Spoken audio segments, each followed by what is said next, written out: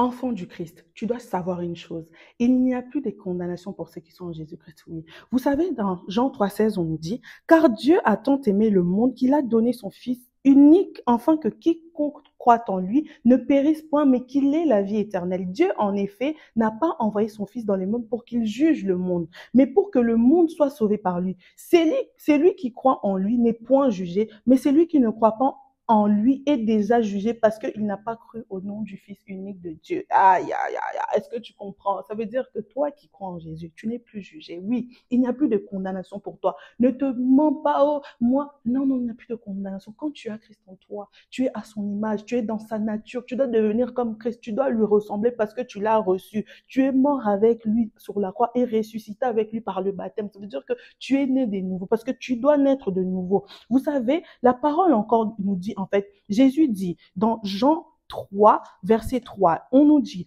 en vérité, je te le dis, si un homme n'est né de nouveau, il ne peut voir le royaume de Dieu. Tu dois naître de nouveau. Tu dois naître de nouveau. Ça veut dire quoi naître de nouveau? Tu dois recevoir Jésus-Christ et Seigneur et Sauveur et te baptiser pour être naître de nouveau. Comme ça, tu verras le royaume de Dieu. Il est mort pour toi. Il s'est donné pour toi. Il a dit, ma fille, mon fils, je meurs pour toi. Je me sacrifie pour toi. Mon sang coule pour toi. Ah, Seigneur Jésus, son sang a coulé. Est-ce que tu t'imagines seulement? Son sang a coulé. Il a fait couler son sang pour toi.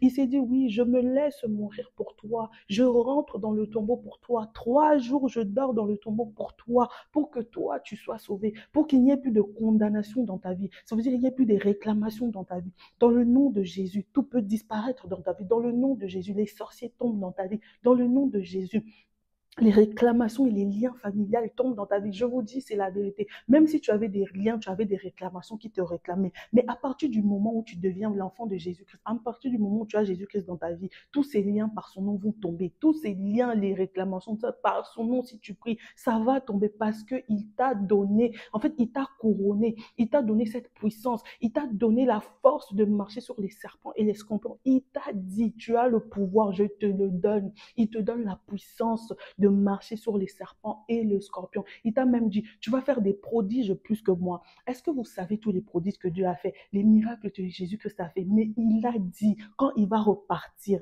il va te donner. Donc, à présent, comme tu es là, tu as la puissance, tu as le pouvoir. Tu peux faire même plus que ce que lui, il a fait. Aïe, aïe. Est-ce que tu comprends quand tu es un enfant de Dieu, tout ce que tu peux faire en lui? Pas en dehors de Jésus. Tout ça, tu les feras en lui. Si tu le reçois, quand on vous dit répondez, vous recevez Jésus, c'est pour que tu aies l'assurance. Ça veut dire que tu n'as plus de condamnation. Personne ne va te juger. Les personnes qui seront jugées, les personnes qui sont déjà jugées, ce sont les personnes qui ne croient même pas que Jésus-Christ est le Fils de Dieu et qu'il est le Dieu unique. Oui, Jésus-Christ est Dieu. Personne n'a jamais vu Dieu si ce n'est celui qui est venu et qui est descendu. On te le dit là dans Jean 3, verset 13. Personne n'est monté au ciel si ce n'est celui qui est descendu du ciel, le Fils de l'homme qui est dans le ciel. Ça veut dire quoi? Même si tu me dis que non, personne n'est descendu du ciel, à part Jésus-Christ, c'est lui-même qui est revenu. La Bible te dit que Jésus-Christ est l'empreinte de la personne de Dieu. Ça veut dire que son empreinte humaine, parce que Dieu est esprit, mais il a fallu qu'il imprègne, qu'il vienne en fait en chair. C'est pour ça que la parole te dit, il s'est fait chair. Ça veut dire, la parole s'est faite chair. Au commencement était la parole. Mais qui était la parole? La parole était Dieu. Mais la parole est Jésus-Christ.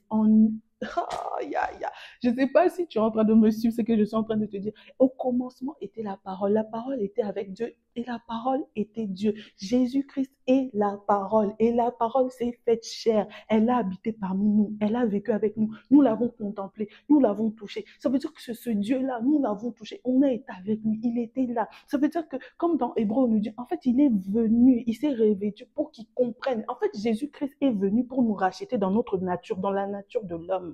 Vous voyez, il est venu pour ressentir ce que l'homme ressent. Ça veut dire qu'il est venu dans le corps humain pour vraiment... Vous savez, c'est pour ça que Dieu nous pardonne en fait.